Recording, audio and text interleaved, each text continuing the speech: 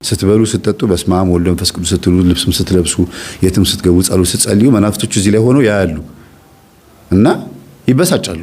ለምሳሌ ምግብ ስትበሉ በስመ አብ ብላችሁ የምትበሉ ከሆነ ወይኔ በፊት እኮ በስመ አብ ሳይል ሲበላ አብረን ነበር የምንበላው ብለው ይቆጫሉ፣ ይናደዳሉ። ሁለተኛ ነገር ደግሞ ብዙ ጊዜ ልትበሉ ስትሉ የምታዛጉ ሰዎች አባታችን እያላችሁ ማለት እስቲ ሞክሩት በተደጋጋሚ ይሄን ነገር ለ7 ቀን ወይም ለ14 ቀን ዝም ብላችሁ ሳትረሱ። በእርግጥ ይሄን ትምህርት የምታዳምጡ ሳትጸልዩ አትበሉ፣ ግን እንደ ልምድ ለሌሎችም ሰዎች እስቲ ይሄን ልምድ አካፍሏቸው። በስመ አብ ወወልድ ወመንፈስ ቅዱስ አሐዱ አምላክ ብላችሁ አባታችን ሆይ በሰማይ የምትኖራችሁ ገበታ ፊት እየጸለያችሁ ስምህ ይቀደስ መንግስትህ ትምጣ ምናምን እንደዚህ ያስብላል አይደል? በሰላም ቅዱስ ገብርኤል ምናምን ቆይቶ ማለት ሰላም ለኪ ሰላም ለኪ ብሩንታ አንቲ ማለት ምናምን እንደዚህ ያስብላል። እና ምንድነው ስትሉ አብሮ ሊበላ የነበረው መንፈስ በጸሎት ተያዘ ማለት ነው። ስትጸልዩ አብሮ አይበላም ማለት ነው። ወይኔ ይላል ይነሳል ከእናንተ ላይ አብሮ ሊበላ አይችልም። ምግቡም ይስማማችኋል፣ ጨጓራ በሽታም አይሆንም። ምግቡም ይስማማችኋል፣ ለአካላችሁ ለሰውነታችሁ ለጠጋብ ሳይሆን ለስግደትና ለቁመተ ስጋ ያክል ወይም ደግሞ እንደ እግዚአብሔር ለማመስገን ያክል ይሆንላችኋል ማለት ነው። አለበለዚያ የምትበሉት ምግብ ዝም ብሎ ግብስብሱ ይገባል። ፊታችሁ ቆንጆ ሆኖ አምሮበታል፣ ነፍሳችሁ ደግሞ ጥቁር ሆናለች። ከሃይማኖት ርቃ ሮብና አርብ ተበልቶ ጾማው ተቆርጦ ጠጁ ተጨልጦ ይባላል በአባቶቻችን። እንደፈለጉ ይበላሉ። የሚገርም ሲዩት የሆነ ከረባትና ሱፍ ያደርጋሉ።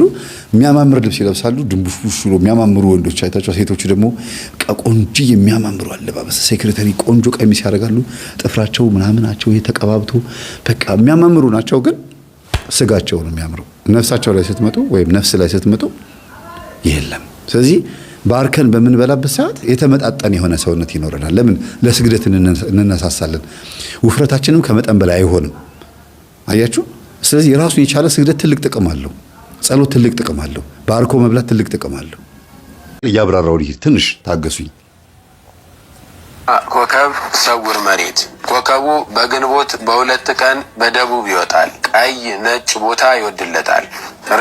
ቀይ ነጭ ቦታ ይወድለታል። እነዚህ ነገሮች ቀድሞ የሚሰጣው የሚሸልመው ነው ማለት ነው። እኔ በቃ የምወደው ይሄንን ነው ብላችሁ እናንተ የምትደመድሙት ከለር አለ አይደል? በቃ እኔ እንትኔ የምወደው ስሜቴ ይሄ ነው ትላላችሁ። ያንን እዩት። ይሆንለታል። ነጭ ፍየል ይረባለታል። የመቃብር ጋኔን ይጻረረዋል። የሰማችሁ ነው። የመቃብር ጋኔን ይጻረረዋል። የመቃብር ጋኔን ይጻረረዋል ማለት እንግዲህ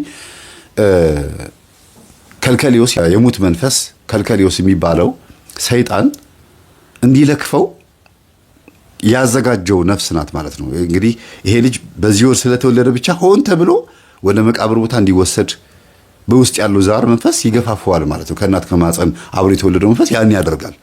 ለምን? መለከፍ ስላለበት። እንዴት ነው የመቃብር መንፈስ የሚጻረረው? ለምን? በዚህ ወር ስለተወለደ ለምን የመቃብር መንፈስ መጥቶ ይሄንን ልጅ ያዘው? ይሄ ህገ መንግስት ነው፣ የሰይጣን ህገ መንግስት ነው ማለት ነው። እንደዚህ እንዲሆን ስለተፈለገ ነው። ገና ከማህፀን ጀምሮ መያዝ ስለፈለገ ነው። ዛር ለመኖሩ ትልቁ ምልክቱ አንዱ የኮከብ ቆጠራ ነው። ዛር የለም ብላችሁ የምታስቡ ሰዎች እንግዲህ ዛር ለመኖሩ ትልቁ ምልክቱ ይሄ ነው። አንዱ ገና እንደተወለደ እድሉ ተጽፎ ነው የሚወለደው ማለት ነው።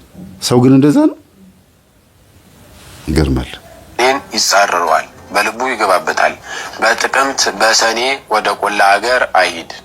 በልቡ ይገባበታል ነው የሚለው። እንግዲህ በልብ የሚገባው ቡዳ ነው። ብዙ ጊዜ ስናገር ሰምታችኋል። ልብ ላይ የሚቀመጥ ብዙ ጊዜ የቡዳ መንፈስ ነው። ፊት ላይና ልብ ላይ እቺን ፓርትና ይሄን የሚይዘው ልብ ላይና ገና በልጅነቱ ያ ጋኔን የሚያገኘው ከሰው አይን ነው ማለት ነው። ያዩታል ሰዎች በአራስነት ጊዜ አይተውት ይለክፉታል ማለት ነው። ይለከፋል ይሄ ልጅ። በደንብ አዳምጡ። እንግዲህ ገና ከህፃንነት ጀምሮ ተለክፎ የሚያድግ ያልታደለ ጽንስ ነው ማለት ነው። የሚገርም ነው። ይገባበታል። በጥቅምት በሰኔ ወደ ቆላ ሀገር አይሂድ። ለምን? በጥቅምት በሰኔ ወደ ቆላ ሀገር አይሂድ። ምክንያቱ ምንድን ነው? በዛ ሰዓት የሚገርማችሁ እሱ ውስጥ ያለው መንፈስ የለከፈው መንፈስ ማለት ነው ወደዛ ሀገር ከሄደ ይሄ ሰው ተሳስቶም ከሄደ ለመለከፍ ምልክትም እንዲሆነው ነው፣ ጥቃትም እንዲደርስበት ግብርም እንዲያገኝ ነው። አንድ ሁለተኛ ነገር ደግሞ ትእዛዝ እንዲያከብር ነው። ትእዛዝ እንዲያከብር ማለት እሺ ብሎ በዚህ ወር ካልሄደ ለአጋንንት ተገዢ ነው ማለት ነው። ለዛ ኮከብ ባሪያ ሆኗል ማለት ነው። በቃ እንደዚህ ብሎኛል፣ እድሌ ተጽፏል፣ እድላችሁን ተቀብላችሁ ትቀመጣላችሁ። እድል የሚባል ነገር የለም በመሰረቱ። ግን በቃ ይሄ እኔ ዕጣ ፈንታዬ ነው፣ የተፈጠርኩት እንደዚህ እንድኖር ነው ብሎ በዛ ሂደት ውስጥ ይኖራል። ይሄ ማሳያ ነው። ከልጅነት ጀምሮ በጥቅምትና በህዳር ወር ላይ ወደ ቆላ መስመር ካልሄደ ቀጣይ ደግሞ በዚህ ወር ለምሳሌ በ60 ዓመቱ በ70 ዓመቱ ይሞታል እንደዚህ ይኖራል ብሎ የተጻፈውም ነገር ተቀባይነት ይኖረዋል ማለት ነው። እንደዛ ሆኖ ነው የሚሞተው ማለት ነው። የትእዛዝ አክባሪነት ማሳያ ምልክቶች ናቸው እነዚህ። እሺ ብሎ በዛ ወር እቤቱ ይሰበሰባል፣ ይቀመጣል። ማሳያ ነው የተገዥነት። መቅሰፍት ያስፈራዋል። በዘመነ ማርቆስ ወበማቴዎስ ይጠንቀቅ፣ በእድሜው እኩሌታ ችጋርና ሐዘን አያጣውም። አሁን የዘመነ ማቴዎስና ዘመነ ማርቆስን ጠቀሰ። በእነዚህ ጊዜ ይጠንቀቅ አለ እና በዚህ ጊዜ ላይ የሚመጣበት አንድ የሆነ ነገር አለ ማለት ነው። ሲመጣ አው ተጽፎ ነበር እኮ ብሎ ነገሩን እንደ አዲስ ነገር አይቀበለውም፣ ወይም ደግሞ አይደነግጥበትም። ተጽፏል፣ በቃ ዕጣ ፈንታዬ ነው ምን ላድርግ ብሎ ይቀበለዋል ማለት ነው። ይጠንቀቅ ነው ያለው። እንዴት የሚጠነቀቀው ግን አልተጻፈም። ለምሳሌ ተጽፎም እንኳ ቢሆን ትእዛዝ አክባሪ ሆነ ማለት ነው። ግን ይጠንቀቅ ነው የሚለው። እቤት ተቀምጦ ነው የሚጠነቀቀው? ሰዎች መጥተው ሊጣሉት ሲሉ ባለመጣላት ነው ወይስ ሊገሉት ሲሉ በመበቀል ነው? አይታወቅም። ይጠንቀቅ ነው የሚለው። ስለዚህ ምን አዘጋጅቶለታል? የሚገለው የሚያጠቃው ነገር አዘጋጅቶለታል ማለት ነው። መቼም እግዚአብሔር አይደለም የሚመጣበት።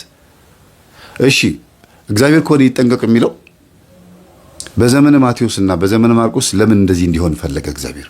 አያችሁ፣ በዚህ ወር እንዲጠነቀቅ ለምን ፈለገ? በዛ ወር ምን ይመጣበታል? መቼም የሚጠብቅ አምላክ አይደል ያለን? በሌላው ቀንስ፣ በሌላው ወራትስ፣ በዘመነ ሉቃስና በዘመነ ዮሐንስስ ምንም ችግር ያጋጥመው ማለት ነው። አያችሁ፣ እንዲህ አይነት በጣም ከባድ የሆነ ቆሻሻ የሆነ ጽሑፍ ተጽፎ ሰው በዚህ ኮከብ ውስጥ ነው ያለው፣ በዚህ አይነት ኑሮ ውስጥ ነው ያለው። ይሄንን ህይወት እየኖሩት ያሉ ሰዎች አሉ፣ ተቀብለውት ማለት ነው። በኋላ ግን ሀብታም ነው፣ ሐዘን አያጣውም፣ መቅሰፍት ያስፈራዋል። በዘመነ ማርቆስ ወበማቴዎስ ይጠንቀቅ፣ በእድሜው እኩሌታ ችጋርና ሐዘን አያጣውም።